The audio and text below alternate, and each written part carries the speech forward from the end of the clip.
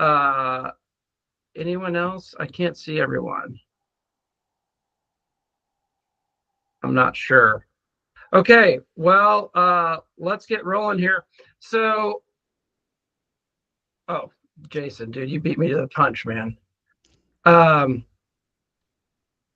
you're muted. I'm sorry, brother. Real quick, Jason. I want to jump to you. But housekeeping notes, announcement type of stuff. So, we're not ready to do this yet, like right now, but it will be happening early in this next week, and we'll be talking more about it in the group call next week. But we kind of want to take the value of the group call and not just limit it to one weekly time where our contractors are benefiting from each other, learning from each other, growing with each other. What we want to do is we want people to have access to the group. It's kind of like the mastermind concept, right? Has anyone read Napoleon Hill, Think and Grow Rich? Yes, no, maybe so. Yes, a lot of hands raised. Great book. It's really one of those, like, I love all the hands raised. I was hoping this would happen. Great book. It's one of those like foundation entrepreneurship books. It was written in the 1930s, but still has incredible wisdom to this day. They talk about the power of a mastermind in that group, right? Yeah, it's a great thing to listen to one time a year. Go back. I think I've read it twice. So all that to say is that we want to take advantage of that concept. And so the way that we're going to do that is we're going to be launching an all-client group chat on iMessage. No, just kidding. We're not going to be filling up your iMessage. We're going to be launching an all-client group chat through WhatsApp, right? And we're going to give everyone instructions to download WhatsApp. We looked at a number of chatting platforms and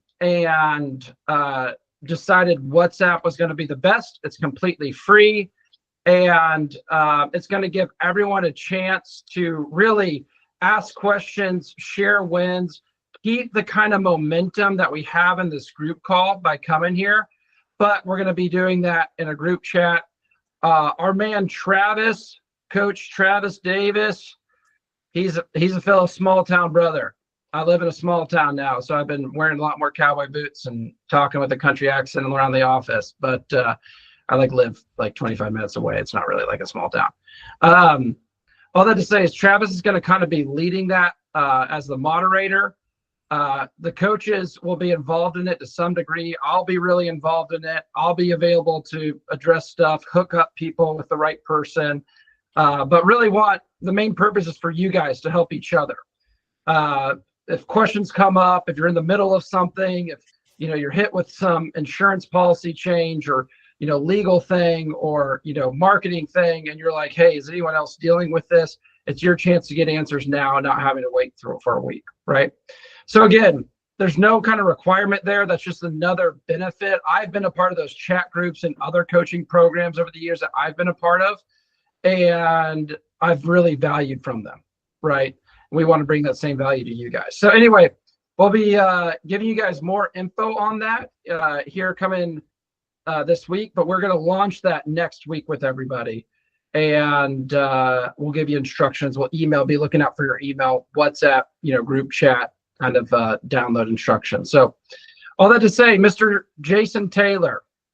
Yeah, so I just had a question. I've been working with Nicole. We're moving to the cost plus for our estimates and everything. And we just had a meeting with BuilderTrend yesterday, kind of helping us get set up on there. And Nicole, I can't remember the name of the person that you told me that used BuilderTrend, but I'm trying to find out if they're on here, if there was anything specific that that we had to get everything set up for, if they ran into any issues. We're just trying to get that all set up for our estimates and to start moving forward with using Cost Plus. I know Summit Home Solutions uses BuilderTrend. Maria, I saw you on the call. I don't know if Riley's on there, but I believe you guys have switched over to Cost Plus and you're using BuilderTrend. I know we have several other clients using BuilderTrend. Maria, is it easier than what you were using, the way you were doing estimates before? Can you guys hear me? I don't know if my mic's Yeah. working. Okay. We can now. I don't know honestly what Riley was using before BuilderTrend, because we started that like right when I got hired. But he loves it. It's made a huge difference. We went from on average like 5 drops a month, and right now we have 13 going. Okay. So going to Cost Plus in general has made a huge change, and then BuilderTrend just makes that super, super easy. And then like from the front of house side of things, it keeps everything organized, and it keeps us all on the same page of like where jobs are at with everything, which is super helpful. Okay. Yeah, because we went through few scenarios with BuilderTrend on showing my office manager and how to do it in my estimator and all that stuff, just kind of the process of everything. And it seems a lot easier than our regular markup way we were doing it. And because everything's kind of in there already, you just have to put the hours. I'm working on getting the actual labor rate for all of our people so we can plug that in. But yeah, that's kind of it's Real quick, yeah. Jason, you mentioned something that is like perked up for me, labor rate. What are you planning on doing with the labor rate in your Cost Plus format? How are you planning on pricing out your labor rate? So Nicole had sent me a deal of how to find the actual labor rate. So I'm getting everything that goes into that. It's off that Google sheet that she sent me. And I'm trying to get that done by the end of the week, and then just adding it into just our normal, whatever that comes up with what our employee labor rate is, just adding that in as that cost. Is that what you're asking? Yeah, so that is what I'm asking, and that is what you should do. I would recommend, though, something maybe a little bit different when you're actually putting the labor rate on the invoice or putting it on the proposal. Okay. So what we do is we have a 20%, we do Cost Plus, but we do a 20% contractor fee, right? We do a 5%, what we call a project management and scheduling fee. You can vary that percentage. What that fee covers is, so how I explain it is, the 20% contractor fee is how our business makes money. We just explain that up front to customers. And if people want to knock me down on a 20% net profit, I'm like, okay, you can kick rocks. Like, you can manage your own project. That's a very fair and reasonable profit to ask, right? Okay. So we have the 20% contractor fee. That's how we make money. The 5% project management and scheduling fee covers all of the time and all of the effort that's put into the activities to do your project that isn't just guys showing up on the job, right? So that's pulling permits, that's coordinating subs, that's scheduling inspections, that's doing all these other things, reviewing plans, making plans, reviewing those plans with the team.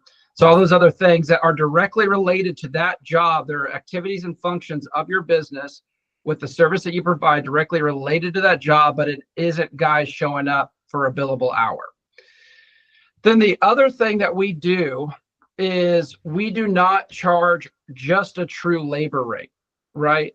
What we do is we charge what I like to call like a fair labor rate or a fair standard labor rate for the function of the individual that's on the actual job. So for us, that's been $80 an hour that we charge. So anytime our guys are doing like carpentry, even demo, right? You still need someone who is skilled at that kind of construction work, right? But we don't charge a customer just what we pay that person. We charge them a industry standard labor rate, which then adds some additional margin to our project as well. So let's say that you guys pay, let's say you pay what your guys, like, let's say $25 an hour, $30 an hour, something like that.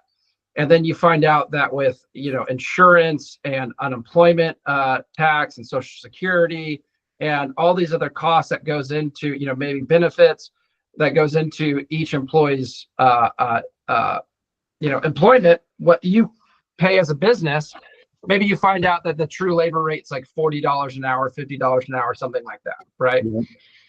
So you wouldn't want to charge the customer. I would not recommend charging the customer the $40 an hour, or $50 an hour. I would recommend charging them whatever a standard market labor rate is for that specific position. Does that make sense? Yeah. And that's going to vary depending upon where you're at. It's going to vary depending upon your local kind of economy. For example, like if you're in a bigger city like Seattle, right? We're actually going forward. We're moving our standard rate from $80 to $90 per hour because we found out that $80 per hour is a very low kind of standard labor rate to charge our customers. And so it's not. Sometimes I remember I used to think to myself, I was like, is this misrepresenting us? But it's not misrepresenting us, even in a cost plus format, because cost plus does not necessarily mean that you can only ever charge for anything what you pay, right? It just means that what you are going to charge the customer is going to be based upon the actual cost and activity that happened on that project. But there are different ways that you can even mark, like if someone did a material markup, like that would still be okay on a cost plus format. I wouldn't necessarily recommend that, but that would be okay because there's work involved in ordering the materials and things like that that would justify that kind of markup. And so I don't mean to make things too confusing. The main thing, you should absolutely figure out your true labor rate. That's a really important thing to figure out. But I would not charge customers based upon your true labor rate. I would charge them based upon a standard market labor rate for your local market for that specific position. So we're at $85 an hour, and I have got a call with Nicole for tomorrow, because that was one of my big questions is if our rate's coming out at $45 an hour of what the actual labor rate is, $85 an hour is what is we've been successful in charging. So you're basically saying for the employees to go ahead and charge that $85 an hour, even though the actual labor rate comes out to like 45. 100%. Okay. And that was my question for tomorrow, Nicole. So, I mean, that was what I wanted to talk about. So, and so, yeah. And so if you want to hang out with Nicole, you can hang out with Nicole now, but I'm glad that we were able to address your question. Yeah. It made me nervous seeing that big difference there, because that's about where we're at. And I'm thinking, man, that's $40 an hour that we're just not charging anymore. So that was my big question for her before we actually kick this into place on Monday was, am I doing this right? So I completely understand what you're saying, though. Yeah, and kind of just for the sake of the group, the logic behind that is like you charge a 5% project management fee, or like let's say it's 5 or 7%, kind of the fee that I described earlier, to manage the indirect costs that are still related to the actual job, that are still performed for the actual job. Well, if you're just charging the true labor rate, if you're just paying what you pay for subs, what you pay for materials, and you're charging a 20% contractor fee, and let's say a 5% project management fee, you are not going to get a 20% net profit, right? Because it's not like a 5% fee is generally not going to cover your overhead. Right. It's not really designed to cover your overhead. You could make a cost plus format with a 10%, 15%, whatever your overhead is, fee. You could do that. You're allowed to do that. But those 20% contractor fees and 5% project management, whatever you want to call it, fee, that's not going to cover your overhead. So the margin in your true labor rate is what caused between your true labor rate and your standard market rate that you actually charge the customer. You know, let's say the 45 true labor rate between the 85. That margin is what's going to cover your overhead so that you can realistically achieve a 20% to, maybe 25% net profit on the job. So again, this isn't taking advantage of anyone. This isn't being misleading. You just tell everyone up front, your customers, how the cost plus system works, right? You just tell them how it works. There's no hiding. Like at Power Builders, I like to tell our customers, we are an open book contractor, which means that every billing cycle, I will show you the expenses that we spent in the previous 2 weeks on your job before we collect, right? So I'll show you what we paid. And then I don't show you, here's what I paid my guys, but I do show them a report of the hours that the guys clocked in for their job. Mm-hmm. And then I charge the customer based upon those hours times a $80 an hour standard market labor rate. So Okay. there's a lot of cool stuff happening in the chat. I haven't seen it, but a lot of cool stuff happening. It's all just kind of affirmations. One thing I do want to point out is, so what we're talking about here is cost plus, meaning that you're taking your cost of goods sold and then you're adding your overhead percentage and your profit percentage onto those cost of goods sold expenses. And so that's your markup per se, instead of marking up individual items. One thing that's happening in the chat that I wanted to just clarify on, because I think it's good learning. If you have a super complex job that's going to be a giant headache and have all of these different hoops to jump through, it's okay to beef up what you're marking that job up on, to kind of reward yourself for that. Or if you're quoting a job for somebody that you're like, man, I don't love working for this person, so if I'm going to do it, I want to make like a fat margin on it, mark that up higher. Like there's not like a hard and fast rule.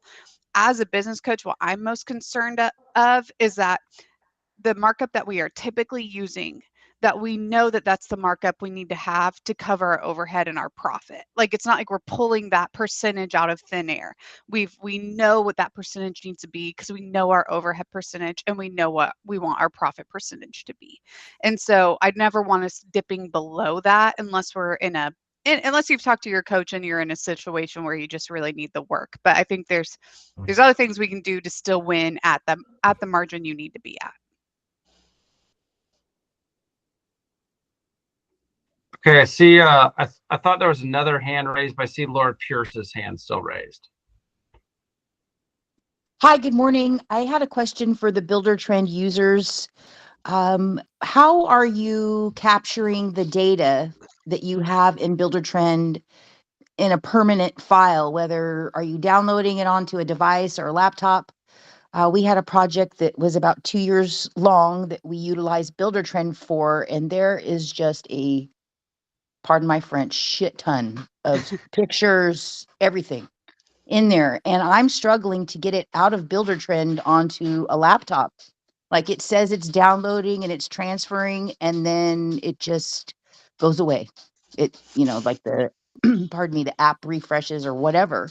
So I've kind of given up on that, but I'd love to hear anyone else's experience on how are you saving it, or what is your plan to save it if you decide to leave BuilderTrend and go to something else? That's a good question. I'm not for sure. I'm not in BuilderTrend as much as like my office manager, so I may have to ask her, but that's a good question. If we were to ever switch over, I'm not sure. I don't know. Does anybody have like real world experience with that? I know I have a lot of clients who've switched from a different software to BuilderTrend. If you have a rep, Laura, to reach out to, that's where I would go. Or if they have like a call you can jump on to ask questions. Sometimes softwares will make it hard to transfer stuff because that's a way that they want to try to keep you, it's by making that transfer tough. But I would just, if you have a point of contact, I would reach out to them. Unless, does anybody have? That's basically what I've done. Is they have like their little chat bubble window that you can, ask for support, and they're like, oh, follow the steps and do the thing. But I think that you're right, Nicole. They don't make it exactly easy. So if I had BuilderTrend to do over, I would have started saving everything, maybe weekly, if not at least monthly, so that it's not such a huge mass amount of data. Because the way they have it set up to save stuff, it's kind of like you got to click.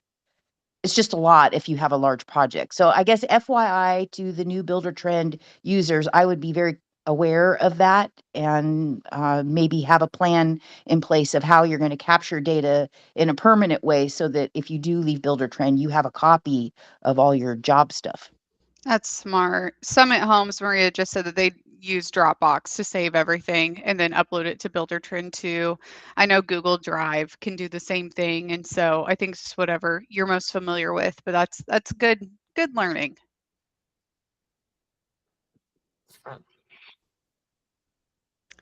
What other questions do we have today? Either put it in the chat. I know we have one from last week that we could go over. Anthony, what's going on? Hey, I actually do have a question about this cost plus. I have not been finding success. I've actually found now I've only been implementing it for a couple weeks, so about 10 estimates, and every single one of them have come back that well, the general one is that I'm too high priced, but then the other one is they have told me that they don't like the idea. Not all 10 have said this, but a couple have. They don't like the idea of paying me profit on top of what is already profit. So I guess they look at, my cost, so to speak, as profitable, and then my management fee on top of that as, just double charging them. So that's actually come up a few times, and I do try to prep it. When we're at the estimate, hey, this is how we do our estimates. This is what you're going to see. This is what those charges mean. We do that for transparency so that you can see everything that's happening with your job. Now, ultimately, just to simplify this, I guess my question is I've got two sides of my company. I've got an installation side of my company, or I've got a general contracting side of my company. It seems like cost plus maybe makes more sense. I could be wrong. Makes more sense maybe for a service industry or for a general contractor. Whereas my work as an installer, I'm not seeing from my clients that they appreciate it being broken down that way. It's been the opposite for the last couple weeks. Yeah, Philip, I want you to talk first. I've got some thoughts here, but I want you to get involved here, buddy. What do you got? Yeah. Yeah, when we were first starting out, and we still actually use cost plus fixed fee, it could be a good way to gain reputation and confidence in your clients, because the fixed fee, we kind of use that as a just a point of view of like, hey, we've calculated our margins, and it could get you a foot in the door on cost plus, which I've heard a lot of builders do. And it's not as nice as cost plus, because if things do run over, you don't get your additional fee there. But cost plus fixed fee kind of lets the client know that, like, hey, we're not going to take all the risk of all the costs, but we're going to calculate what our margins should be. And we're not going to charge you any more if things go wildly over, because maybe we don't feel like we deserve that if we undercut your estimate by that much. Obviously, that doesn't include any unforeseen issues that couldn't have been found in the first place. So I appreciate that feedback, and the way that you're describing that, Philip, is in my view how cost plus should always work. Is the benefit is that the customer is never going to pay more than they have to by having a cost plus format. You will only pay for the costs of this job, and then you will pay my company for offering the service to you. That's like the simple cost plus pitch. And so, Anthony, it's like in my experience, I have had customers say this about cost plus, be like, oh, I don't like cost plus. I don't trust cost plus. And then I actually walk them through how we did cost plus. And unanimously, every single time, people are like, oh my gosh, that makes so much sense. Like, that's awesome. And so, and I'm not surprised that they hear that, because it gives them a sort of transparency and clarity on what's actually being spent and where their money is going, more so than any other kind of billing method out there that I'm aware of. And so my first question to you is, how are people mistaking or viewing your cost as profit? There's something that doesn't make sense to me there. If you're telling them there's cost and there's expense, and then they're saying it's double profit, I don't understand that. I might have some insight to that. I think it's because when they get multiple estimates, and unfortunately we live in a town where just market rate sometimes for installation is absurdly low. Where we have competitive companies who are charging full retail less than what I pay my employees. So when they see, $6.50 a square foot, that's what I pay my guys to install tile. And then they get a quote from Flooring America for $6.50 full retail. They think that I'm already profiting on that $6.50. Maybe I'm paying my guys $3 a square foot. So my cost is already higher than what they're getting in competitive bids. So here, kind of going back to earlier about the local market kind of conversation. The first thing that I want to say is that don't do something that isn't working for you, right? I really believe in our cost plus method. I think if you and I or you and your coach were to get really deep into the particulars, we could find out really what's going on and we can make an adjustment. But what I would say is that, if something is working for you, if a previous estimating style or billing method is working for you, and then you go to a new one and it's not working for you, don't keep doing that new one, right? Do the thing that brings cash in the door, do the thing that keeps revenue coming in as we kind of explore this further and enhance the process a little bit more. So that's the first thing I was going to say. Second thing is that in order for really a cost plus presentation to be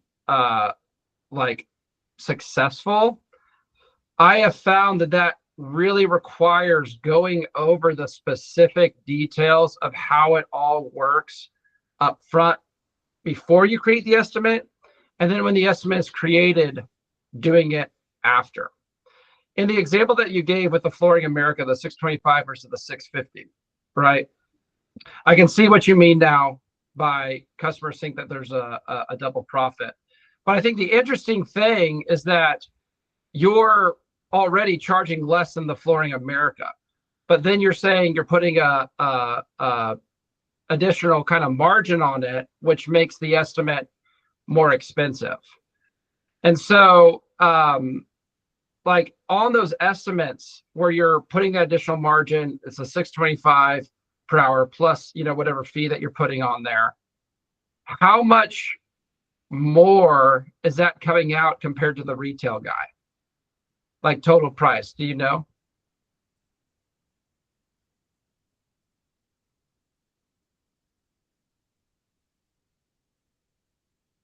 You still with me? You might have your microphone on mute.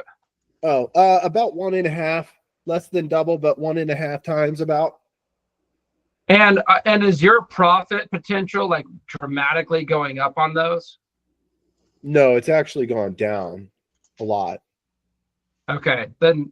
So the idea of cost plus for me really is to start building up and getting ready for general contracting, but it really does make 1,000% sense on general contracting. I have heard of guys doing it on the installation side. And that, so I am very curious. I do want to explore it and figure it out.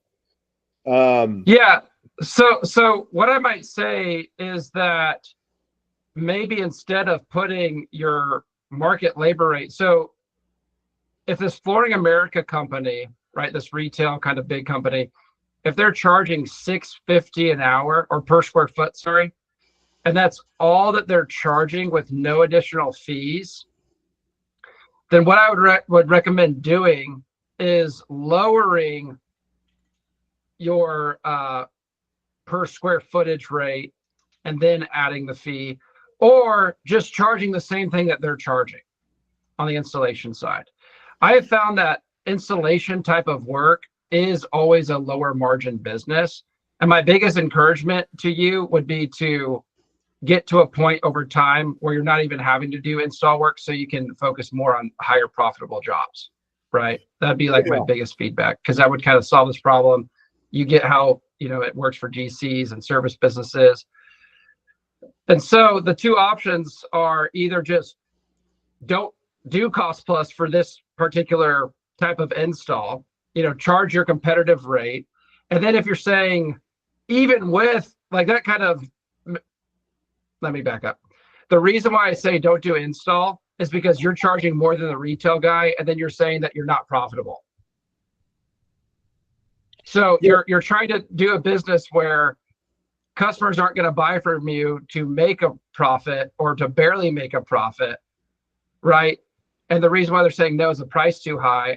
I don't know how you could ever win in that kind of business. No, I've looked at a few things. I've looked at compensation. Maybe I'm paying guys too much. We live in a very high spectrum. My clients will get bids back at $550 a square foot, including all materials. Then they'll get another bid back from somebody else that's $35 a square foot, not including materials. And obviously, there's a huge pressure, at least maybe on our clientele that we've run into, to be on the lower side of that spectrum. I agree with you. Robert, that's actually exactly why I'm here. I don't want to be beholden to installation work for the rest of my life. Brother, I want to get you out of it. One of my clients, Eckland Heat and Air, they're in Owasso, small town. That's where I live, Owasso, Oklahoma. Owasso is not that small. It's not.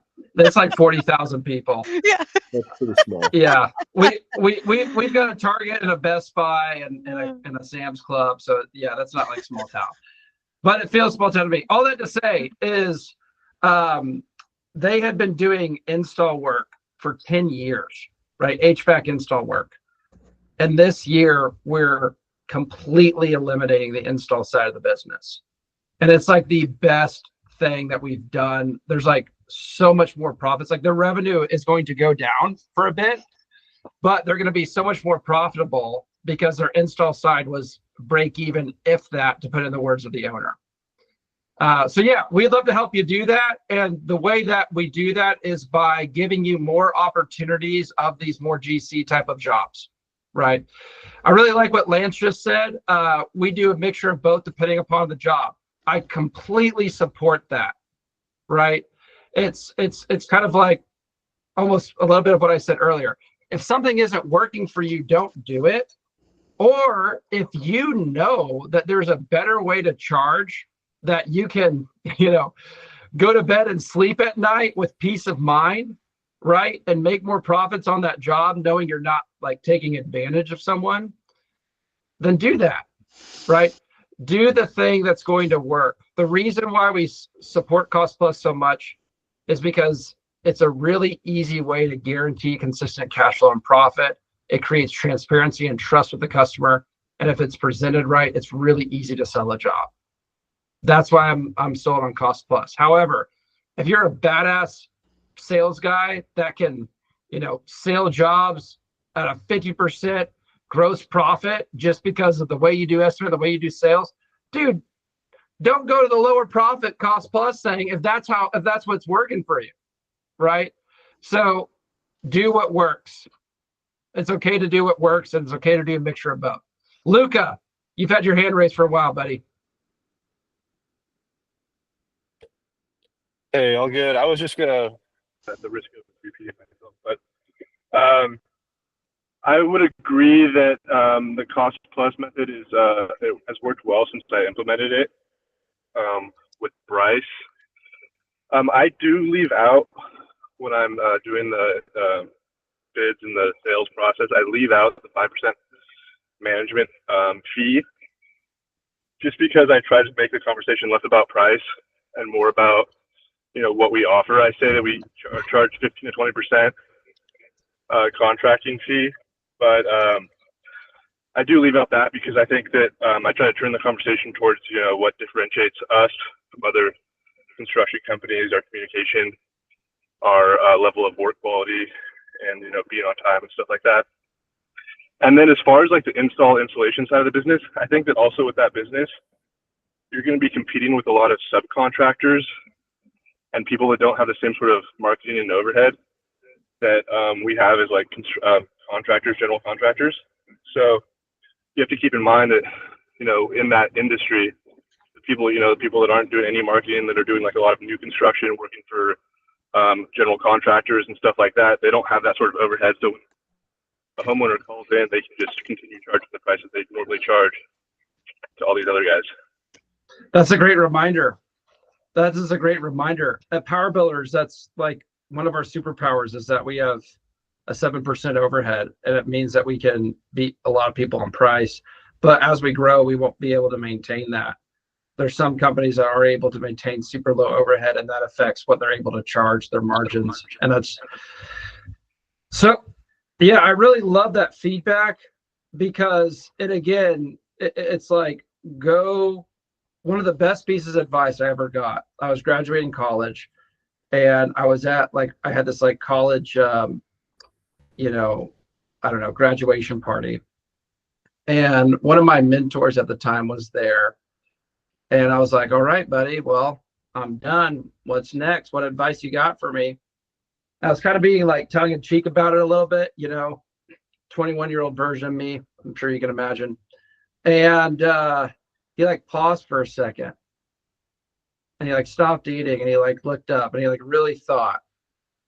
And then he looked at me and he said, follow the fruit. Follow the fruit. And that was all he said. But I have thought about that so much, and I've used that kind of as a guiding principle for my life for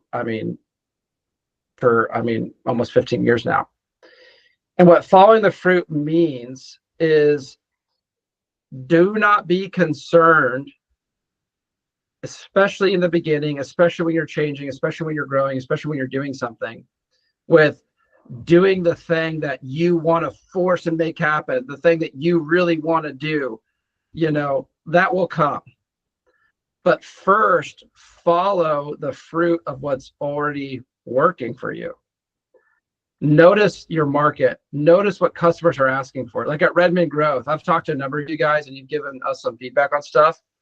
And I very much pay attention to that feedback, because I want to follow what our clients are asking for. I want to give more services that's more helpful for the services that people are looking for and people are wanting. So I think that's a good general guideline principle for all of this, is follow the fruit of what's working and try to do more of whatever that is. Follow the fruit of the demand, follow the fruit of the profitability. If something isn't working, there's sometimes a time where you can't help but do that, or you're wrapped up in something. I get that, right? But over time, follow that fruit more and more. One thing I don't want to brush over, Luca, that you said, and it's been in the back of my mind the entire time we've been talking about this, is whether you do markup, cost of goods sold, or if you're like, Nicole, I've just been in this 15 years, I'm just rattling prices out of my head. It doesn't matter how you're pricing. You will always get beat out. There's always going to be somebody who's lower than you. There's always going to be somebody higher than you. If you are not building value, if you are not setting expectations, if you're not setting yourself apart from your competition and taking a moment to communicate benefits and to communicate the value that you are providing and to really go over that estimate, it does not matter how you are pricing. You are probably going to be beat out by somebody lower than you. And that's, Luca, I kind of heard you say that, where you're like, hey, I want to focus more when I'm going over the estimate. I'm really trying to bring home what they're going to receive, what benefits, what we're going to be able to do for them. And that's where you should be focusing when you're delivering that estimate. We want what matters to people other than price is value. And so you got to emphasize that every single time. We got a couple minutes left here. What questions do we have? Jordan Berry, what's up, buddy? How you guys doing? Doing good, man. How are you? Good. I just went through another real life example of how to talk through the cost plus when the customers have questions, because I had sold a $15,000 install job, and the customer was like, hey, we want to take our existing stuff underground, our existing service underground as well. And so after I did the quote, it came to about another 20,000. And he was like, all right, that's definitely more than I thought, but let me look at things. And so he's like, I really wanted to stay closer to 30K. You're about 34 with both your quotes. And when we got into the discussion, he said the part he kept getting hung up on was our profit, which was right out about 4,000. So that was the difference between what he wanted to spend on the whole project and what our profit was. And he actually brought up the labor question. He's like, I'm a little caught on the labor. And so because I've been doing this a while now, I didn't even hesitate. I was like, oh yeah, that actually has no profit built in. That's literally just the cost associated with paying, my guys and installers and everything to do that portion of the work. The profit portion is actually what we're making on the project. And so I told him, I said, hey, I don't mind helping you out. I actually called a sub, got him to drop another $500. And then I dropped my profit by 1,000 because I knew I was still making something. Plus we had the other project going. So there's some efficiencies there. And I just told him, I said, look, I want to put a good foot forward with you, but I do not feel comfortable going any less than that. And he goes, okay, let's do it. So even though I didn't, bring it all the way down to where he was at, I still put a good foot forward. I still know we're going to be profitable. And I was able to kind of work through those hangups with him in a really efficient way. And so we added another like 18 or 19K to a project we were already doing just because I was able to work through that. And in the beginning, when I first started this, I would not have been able to do that. Like my first couple of months, like I almost didn't win any cost plus jobs when we first switched to this because I just wasn't good at having that conversation with the customer. But now it's really smooth. And so, I don't want to take that away from what you guys were saying about if it's just not working for you, find what works and do that. But I also, want to say, hey, like it didn't work good for me in the beginning, but now it's like, I wouldn't ever want to go back. That's great advice, Jordan. And a good principle to apply to anything. Change is hard. Change is hard. Whether you're trying to get your technicians to implement it, yourself to implement it needs practice and time. And so really leaning into it. We say all the time here, you want to define, act, measure, refine. And the life of a business owner is really forever kind of going through that process. Defining the issue, acting upon it, measuring the results, and refining the process. And that sounds like exactly what you did, Jordan. Is you're like, hey, I know that this works. I'm going to commit to improving my sales process to make it work. And so great reminder for everyone. Guys, the discussion. Okay. Go ahead, Robert. I'm sorry, Philip. I'm like trying to type before time's out, and I don't think I'm gonna type fast enough. So Philip asked a question about like this distinction between markup and margin and how to go about that for larger projects. The short answer that I gave him that I put in the chat was, it's a great question. There is an absolute difference. Even for larger projects, I like the margin method better because you can be completely transparent on your costs. Customers will always know what the costs are, and it won't be kind of disguised or inflated with a markup, right? So that's kind of the short answer. The other thing I was just typing out that is hugely important is like so crucial for winning these kind of jobs. You gave the example of losing a wand to a guy who underbid you 40K. It's what's really important is how it's presented in the sales process. For example, someone who's presenting a markup estimate, what we like to tell people is with them, they may tell you, hey, this costs $95, right? And it may only end up costing $80, right? But you're going to still pay $95, right? And more importantly, a lot of times if someone is telling you this is the price that's only going to change, they're going to ask you for more money at some point. Because no one can predict what's going to happen exactly before a construction project begins. No one can sit there and tell you, for example, we tear up all the walls. What happens if half of your framing is rotted? That happened to us on a $650,000 project last year, right? It started as a $300,000 project. We opened up the walls. Half of the framing of the 100-year-old home needed to be replaced, or else it couldn't support the third story addition that we were doing. And so how it's presented is, with me, you are always going to know what you are paying for. I'm an open book contractor. You're going to see, like, we give our clients a transaction report, and then you're just going to pay this margin, and that covers my cost to run a business and to make a profit in the business. With someone else, and you may actually pay less with me than we anticipate.